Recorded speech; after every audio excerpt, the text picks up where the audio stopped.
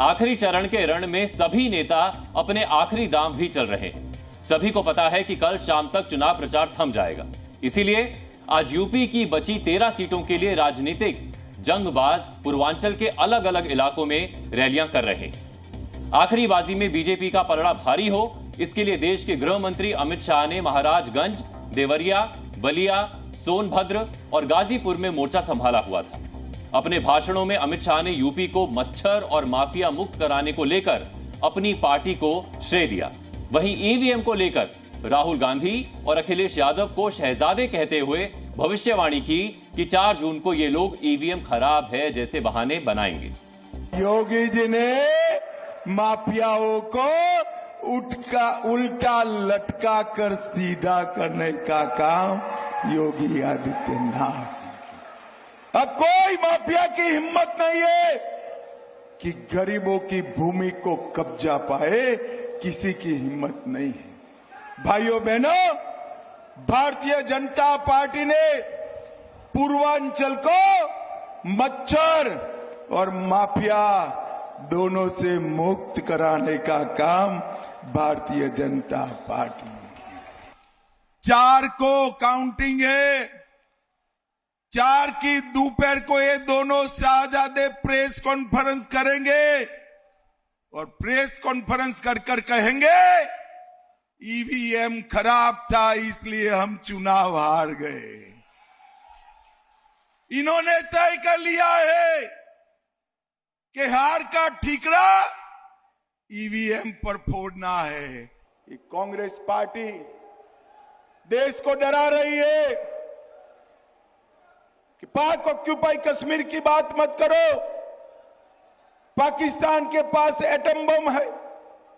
आज देवरा बाबा की भूमि पर यहां से मैं कह कर जाता हूं, पाक ऑक्यूपाई कश्मीर भारत का है, रहेगा और हम उसको लेकर रहेंगे। केवल अमित शाह ही नहीं, पूर्वांचल में दबदबा बनाने के लिए यूपी के सीएम योगी आदित्यनाथ भी मैदान में उतरे। योगी ने देवरिया, कुशीनगर और गोरखपुर में बीजेपी के पक्ष में माहौल बनाया और अपने खास अंदाज में उन्होंने समाजवादी पार्टी और कांग्रेस को मुगलों पर घेर लिया। दोनों पार्टियों को औरंगजेब की मानसिकता वाला बताया। सिर्फ यही नहीं, उन्होंने सपा कांग्रेस गठबंधन को मुस्लिम आरक्षण की बात कहकर देश बांटने वाला गठबंधन बताया। औरंगजेब ने हिंदुओं पे कर लगाया था, उसका नाम था जजिया कर। जजिया कर हिंदुओं के लिए था कि हिंदू या तो जजिया कर दे और नहीं तो मुसलमान बने। बहनों और भाइयों, ये विरासत टैक्स समाजवादी पार्टी और कांग्रेस का ये औरंगजेब का जजिया कर है। हमें भारत में फिर से औरंगजेब को पैदा नहीं होने देना है। कांग्रेस और समाजवादी पार्टी को क्या हो गया? ये देश के विभाजन को आधार तैयार कर रहे हैं मुस्लिम आरक्षण की वकालत करके। और यही नहीं, एक तरफ मुस्लिम आरक्षण की वकालत ये लोग कर रहे हैं और दूसरी ओर इनके द्वारा जो बातें कही जाती, कह रहे हैं पर्सनल लॉ लागू करेंगे। पर्सनल लॉ का मतलब आप जानते हैं? पर्सनल लॉ का मतलब तालिबानी शासन। हम तालिबानी शासन भारत के अंदर लागू नहीं होने देंगे। पूर्वांचल में आज सबसे इंटरेस्टिंग प्रचार गाजीपुर का रहा। गृह मंत्री अमित शाह बाकी जगहों पर रैली करते दिखे, लेकिन यहां उन्होंने रोड शो किया। यहां से बीजेपी की तरफ से पारसनाथ राय और समाजवादी पार्टी से अफजाल अंसारी है। ये सीट मुख्य तौर पर बाहुबली नेता और अपराधी मुख्तार अंसारी के नाम से पहचानी जाती रही। इसी वर्ष मुख्तार अंसारी की मौत हुई थी, जिसके बाद इस सीट का राजनीतिक तापमान 50 डिग्री से ऊपर चल रहा है। मुख्तार अंसारी को लेकर यह माहौल बनाया गया है कि उनका परिवार शहीद ब्रिगेडियर उस्मान से जुड़ा है। हमने जानकारी का सच तलाशने की कोशिश की है। आपको हमारी एक रिपोर्ट जरूर देखनी चाहिए। हमारी टीम नौशेरा के शेर परमवीर चक्र विजेता शहीद ब्रिगेडियर उस्मान के घर पहुंची थी। हम इस वक्त मऊ के बीवीपुर गांव के ब्रिगेडियर उस्मान के घर पर मौजूद हैं।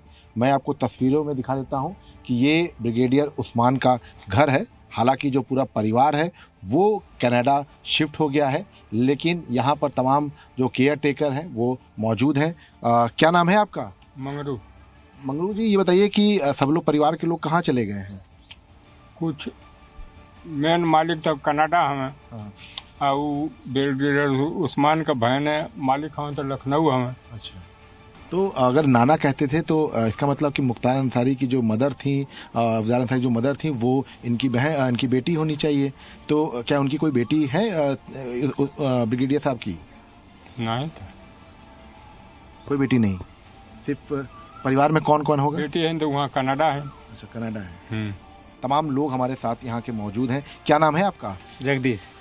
ये बताइए, कभी मुख्तार अंसारी या अफजाल अंसारी से इनके परिवार के रिश्ते रहे हैं? कभी आते रहे? रिश्ता करना है, लेकिन 3 जुलाई को ये लोग प्रोग्राम 2-3 साल दिए हैं। 2-3 साल? हाँ।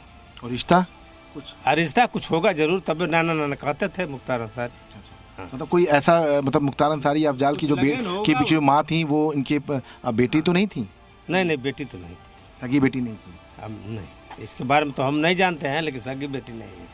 तो ये बताइए कि जैसे 50 साल आपको हो गया है, तो कभी अंसारी परिवार के लोग कभी इस परिवार के लोगों से मिलने के लिए कभी यहाँ आए, या केवल कार्यक्रम में ही आते थे? नहीं, पहले तो नहीं आते थे। अब हाँ, 2015 से ही, उसके पहले नहीं कोई आता था। जी न्यूज़।